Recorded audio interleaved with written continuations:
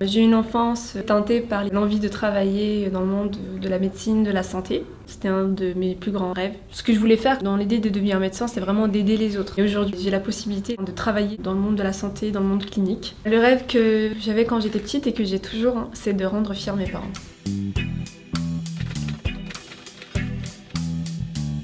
Mon sujet de thèse, en fait, est axé sur la bronchopneumopathie chronique obstructive, qui est une maladie pulmonaire causée à 90% des cas par le tabac, maladie professionnelle pour certains qui travaillent dans le bâtiment ou autre, et puis il y a aussi une partie génétique qui reste aussi à découvrir. Troisième cause de décès dans le monde d'ici quelques années. J'étudie spécifiquement des voies de signalisation. Ce sont des petites molécules en fait qui permettent de battre et d'évacuer en fait le mucus avec les pathogènes. Donc mon sujet consiste à essayer de comprendre en fait les mécanismes qui vont engendrer en fait la maladie au niveau des poumons, notamment au niveau des bronches.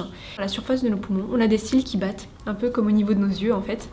Et ces cils, quand ils battent, ils permettent en fait de faire sortir ce qu'on appelle le mucus. Dans les types de maladies comme la BPCO, ces cils qui permettent de battre et d'évacuer en fait le mucus avec les pathogènes ne fonctionnent plus correctement. Je récupère les cellules donc avec l'accord des patients bien évidemment, et à partir de ces cellules-là, en fait, je refais la surface la plus superficielle des poumons et voir comment les cellules réagissent.